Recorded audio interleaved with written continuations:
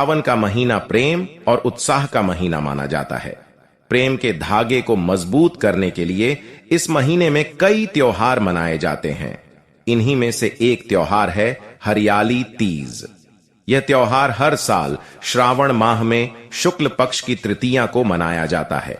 इस त्योहार के विषय में मान्यता है कि माता पार्वती ने भगवान शिव को पाने के लिए तपस्या की थी। इससे प्रसन्न होकर भगवान शिव ने हरियाली तीज के दिन ही माता पार्वती को पत्नी के रूप में स्वीकार किया था। ऐसे में यह पावन दिन शिव और शक्ति के पुनर्मिलन के रूप में भी मनाया जाता है। इस त्योहार के विषय में यह भी मान्यता है कि इस व्रत को करने से सुहाग की उम्र लंबी होती है। तीज के दिन स्त्रियां 16 श्रृंगार करती हैं, जिनमें हरी साड़ी और हरी चूड़ियों का विशेष महत्व है। दिन भर स्त्रियां तीज के गीत गाती हैं और नाचती हैं। हरियाली तीज पर झूला झूलने का भी विधान है। कई जगह पति के साथ झूला झूलने की भी परंपरा है। मान्यता है कि कुंवारी कन्याओं को इस व्रत से मनचाहा जीवन साथी मिलता है। हरियाली तीज में हरी चूड़ियां, हरा वस्त्र और मेहंदी का विशेष महत्व है। मेहंदी सुहाग का प्रतीक चिन्ह माना जाता है, इसीलिए महिलाएं सुहाग पर्व में मेहंदी जरूर लगाती हैं। इसकी शीतल तासीर प्रेम और उमंग को संतुलन प्रदान करने का भी काम करती है। शाम के समय भगवान शिव और माता पार्वती की पूजन के बाद चंद्रमा की पूजा की जाती है। इस दिन सुहागिन स्त्रियों को श्रृंगार का सामान भेंट किया जाता है। आज के दिन हरियाली तीज और भगवान शिव तथा माता पार्वती की पावन कथाओं को सुनने से घर में सुख समृद्धि का वास होता है और दाम्पत्य जीवन सुखमय हो जाता है। आज हम आपको सुना रहे हैं हरियाली तीज की बड़ी ही दुर्लभ कथा।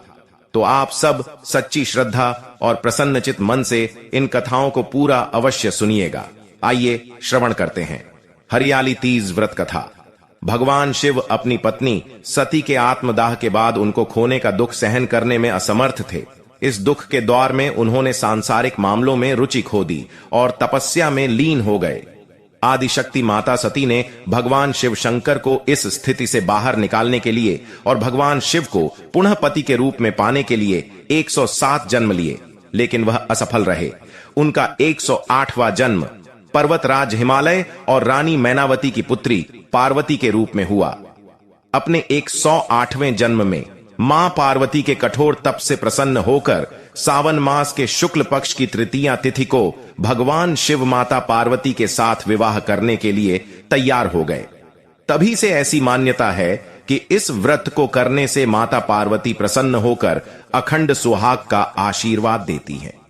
तीज के दिन महिलाएं भगवान शिव और देवी पार्वती का पूजन करती हैं तथा बिना खाए पिए पूरा दिन व्यतीत करती हैं। फिर अगले दिन सुबह स्नान और पूजा के बाद व्रत पूर्ण करके भोजन को ग्रहण करती है। एक बार भगवान शिव ने जन कल्याण के लिए मां पार्वती को उनके कठिन तपस्या का स्मरण कराते हुए तीज की कथा सुनाई थी। भगवान शिव कहते हैं, हे पार्वती, पर्वतराज हिमालय पर गंगा के किनारे तुमने अपनी बाल्यावस्था में अधोमुखी होकर कठिन तप किया था। इस अवधि में तुमने अन्न न खाकर केवल हवा और सूखे पत्तों का सेवन किया। मन की शीतलता में तुमने निरंतर जल में प्रवेश करके तप किया था। वैशाख मास में जल देने वाली गर्मी में पंच अग्नि में शरीर को तपाया। सावन मास की मूसलाधार वर्षा में खुले आसमान के नीचे बिना अन्य जल ग्रहण किए तुमने काफी समय व्यतीत किया। तुम्हारी इस कठिन तपस्या को देखकर तुम्हारे पिता बहुत दुखी और नाराज होते थे। तब एक दिन तुम्हारी तपस्या और तुम्हारे पिता की नाराजगी को देखकर नारद जी तुम्हारे घर पधारे। तुम्हारे पिता द्वारा आने का कारण पूछने पर नारद जी ने कहा, हे गिरिराज, मैं भगवान विष्णु के भेजने पर यहां आया हूं। आपकी पुत्री की घोर तपस्या से प्रसन्न होकर विष्णु भगवान उनसे विवाह करना चाहते हैं। इस बारे में आपकी क्या राय है? नारद जी की बात सुनकर पर्वतराज हिमालय बहुत प्रसन्नता के साथ बोले, हे मुनि, यदि स्वयं भगवान विष्णु मेरी कन्या का वरण करना चाहते हैं तो मुझे इसमें क्या आपत्ति हो सकती है? वे तो साक्षात ब्रह्म हैं। यह तो हर पिता की इच्छा होती है कि उसकी पुत्री सुख संपदा से युक्त पति के घर की लक्ष्मी बने। नारद जी तुम्हारे पिता की स्वीकृति पाकर विष्णु जी के पास आते हैं और उन्हें विवाह तय होने का समाचार सुनाया। परंतु जब तुम्हें इस विवाह के बारे में पता चला तो तुम्हें बहुत दुख हुआ। तुम्हें इस प्रकार से दुखी देखकर तुम्हारी एक सहेली ने तब तुमने बताया कि मैं सच्चे मन से भोलेनाथ का वरण किया है, परंतु मेरे पिताजी ने मेरा विवाह विष्णु जी के साथ तय कर दिया है। मैं अब धर्म संकट में हूं। अब मेरे पास प्राण त्यागने के अलावा और कोई उपाय नहीं है। भगवान शिव कहते हैं, हे पार्वती, तुम्हारी सखी बहुत ही समझदार थी। उसने कहा, प्राण त्याग देना किसी समस्या का हल नहीं होता। संकट के समय में धैर्य से काम लेना चाहिए। नारी के जीवन की सार्थकता इसी में है कि जिसे मन से पति के रूप में वरण कर लिया, जीवन भर उसी से निर्वाह करें। सच्ची आस्था और पूरी निष्ठा से तो भगवान भी असहाय हैं। मैं तुम्हें घने वन में ले चलती हूं, जो साधना के लिए सही स्थान है और जहां तुम्हारे पिता तुम्हें खोज भी नहीं पाएंगे। मुझे पूर्ण विश्वास है कि ईश्वर अवश्य ही तुम्हारी सहायता करेंगे। तब अपनी सखी की बात मानकर तुमने ऐसा ही किया। तुम्हारे पिता तुम्हें घर पर न पाकर बड़े चिंतित और दुखी हुए। वह सोचने लगे कि मैंने विष्णु जी से मेरी पुत्री का विवाह तय कर दिया है। यदि विष्णु की बारात लेकर आए और कन्या घर पर नहीं मिली तो मेरा बहुत अपमान होगा। ऐसा विचार करके पर्वतराज ने चारों ओर तुम्हारी खोज शुरू करवा दी। सब तुम्हें खोजने रहे और उधर तुम नदी के किनारे एक गुफा में मेरी आराधना में लीन रहने लगी। सावन मास की शुक्ल पक्ष की तृतीया को हस्त नक्षत्र के समय तुमने रेत के शिवलिंग का निर्माण किया और रात भर मेरी स्तुति में गीत गाकर जागरण किया। तुम्हारी इस काष्ठ तपस्या के प्रभाव से मेरा आसन हिलने लगा और मैं शीघ्र ही तुम्हारे पास पहुंच गया और तुमसे वर मांगने को कहा। तब अपनी तपस्या के फल स्वरूप मुझे अपने सामने पाकर तुमने कहा कि मैं सच्चे मन से आपके पति के रूप में वरण कर चुकी हूं। यदि आप मेरी तपस्या से प्रसन्न होकर यहां पधारे हैं तो मुझे अपनी अर्धांगिनी के रूप में स्वीकार कीजिए। तब मैं तथास्तु कहकर कैलाश पर्वत पर लौट आया। सुबह होते ही तुमने पूजा की सारी सामग्री नदी में प्रवाहित करके अपनी सखी के साथ व्रत का पारण किया। इस समय पर्वतराज हिमालय अपने बंधु बांधों के साथ तुम्हें खोजते हुए वहां पर पहुंच गए। जब तुम्हारे पिता ने तुम्हें देखा तो तुम्हारी दशा देखकर बहुत दुखी हुए और तुम्हारी इस कठोर तपस्या का कारण पूछा। तब तुमने कहा कि पिताजी, मैंने अपने जीवन का अधिकतर समय कठोर तपस्या में व्यतीत किया है, जिसका उद्देश्य भगवान शिव को पति के रूप में प्राप्त करना था। आज मैं अपनी तपस्या की कसौटी पर खरी उतर चुकी हूं। आज मेरी तपस्या सफल हो गई है, क्योंकि आप मेरा विवाह विष्णु जी के साथ करने का निश्चय कर चुके थे। इसीलिए मैं अपने आराध्य की तलाश में घर से चली गई। अब मैं आपके साथ घर इसी शर्त पर चलूंगी कि आप मेरा विवाह भगवान शिव जी के साथ करेंगे। तब पर्वतराज हिमालय ने तुम्हारी इच्छा का मान किया और तुम्हें घर वापस ले गए। कुछ समय बाद उन्होंने पूरी विधि विधान के साथ हम दोनों का विवाह करवाया। भगवान शिव ने कहा है, पार्वती, सावन मास के शुक्ल पक्ष की तृतीया को तुमने मेरी आराधना करके जो व्रत किया था, इसके फल स्वरूप हम दोनों का विवाह हुआ है। भगवान शिव ने पार्वती जी से कहा, हे पार्वती, जो भी स्त्री पूरी निष्ठा और श्रद्धा के साथ इस दिन व्रत करके तुम्हारी पूजा करेगी, मैं उन्हें अचल सुहाग प्रदान करूंगा। बोलिए श्री शंकर पार्वती भगवान की जय।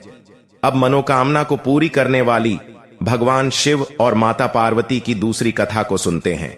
यह कथा भगवान शंकर जी और पार्वती जी के विवाह से जुड़ी हुई है। आज के दिन इस पवित्र कथा को सुनने से हमारी समस्त मनोकामनाएं पूर्ण होती हैं और सभी संकट दूर हो जाते हैं। तो आप सभी लोग पूरी श्रद्धा और प्रसन्न चित्र मन से इस कथा को पूरा अवश्य सुनिएगा। एक बार की बात है, माता पार्वती शिव जी को पति रूप में प्राप्त करने के लिए घोर तप कर रही थी। उनके तप को देखकर देवताओं ने शिव जी से देवी की मनोकामना को पूर्ण करने की प्रार्थना की। शिव जी ने पार्वती जी की परीक्षा लेने के लिए सप्त अर्षियों को भेजा। सप्त अर्षियों ने शिव जी के सैकड़ों अवगुण गिनाए, पर पार्वती जी को महादेव के अलावा किसी और से विवाह मंजूर नहीं था। विवाह से पहले सभी वर अपनी भावी पत्नी को लेकर आश्वस्त होना चाहते हैं। इसीलिए शिव जी ने स्वयं भी पार्वती जी की परीक्षा लेने की ठानी। भगवान शंकर प्रकट हुए और पार्वती जी को वरदान देकर अंत ध्यान हो गए। इतने में पार्वती माता जहां तप कर रही थी, वहीं पास के तालाब में मगरमच्छ ने एक लड़के को पकड़ लिया। लड़का जान बचाने के लिए चिल्लाने लगा। पार्वती जी से उस बच्चे की चीख सुनी नहीं गई। द्रवित हृदय होकर वह तालाब पर पहुंची। देखती हैं कि मगरमच्छ लड़के को तालाब के अंदर खींच कर ले जा रहा है। लड़की ने देवी को देखकर कहा, मेरी ना तो मां है, ना बाप, ना कोई मित्र। माता आप ही मेरी रक्षा करें। पार्वती जी ने कहा, हे मगरमच्छ, इस लड़के को छोड़ दो। मगरमच्छ बोला, दिन के छठे पहर में जो मुझे मिलता है उसे अपना आहार समझकर स्वीकार करना मेरा नियम है। ब्रह्मदेव ने दिन के छठे पहर इस लड़के को भेजा है, मैं इसे क्यों छोड़ूं? पार्वती जी ने विनती की, तुम इसे छोड़ दो, बदले में तुम्हें जो चाहिए वह मुझसे कहो। मगरमच्छ बोला, एक ही शर्त पर मैं इसे छोड़ सकता हूं। आपने तप करके महादेव जी से जो वरदान प्राप्त किया है, यदि उस तप का फल मुझे दे दो तो मैं इसे छोड़ दूंगा। पार्वती जी तुरंत तैयार हो गई। उन्होंने कहा, मैं अपने तप का फल तुम्हें देने के लिए तैयार हूं, लेकिन तुम इस बालक को छोड़ दो। मगरमच्छ ने समझाया, सोच लो देवी, जोश में आकर संकल्प मत करो। हजारों वर्षों तक जैसा तप किया है वैसा देवताओं के लिए भी संभव नहीं है। उसका सारा फल इस बालक के प्राणों के बदले चला जाएगा। पार्वती जी ने कहा, मेरा निश्चय पक्का है, मैं तुम्हें अपने तप का फल देती हूं, तुम इसको जीवन दे दो। मगरमच्छ ने पार्वती जी से तप दान करने का संकल्प कराया। तप का दान होते ही मगरमच्छ का देह तेज से चमकने लगा। मगर बोला, हे पार्वती, देखो, तप के प्रभाव से मैं तेजस्वी बन गया हूं। तुमने जीवन भर की पूंजी एक बच्चे के लिए व्यर्थ कर दी। चाहो तो अपनी भूल सुधारने का एक मौका और दे सकता हूं तुम्हें। पार्वती जी ने कहा, हे मगरमच्छ, तब तो मैं पुनः कर सकती हूं, किंतु यदि तुम इस लड़के को निगल जाते तो इसका जीवन वापस नहीं मिल सकता था। देखते ही देखते वह लड़का अदृश्य हो गया। मगरमच्छ भी लुप्त हो गया। पार्वती जी ने मन ही मन विचार किया, मैंने तप तो दान कर दिया है, अब पुनः तप आरंभ करूंगी। पार्वती जी ने फिर से तप करने का संकल्प किया।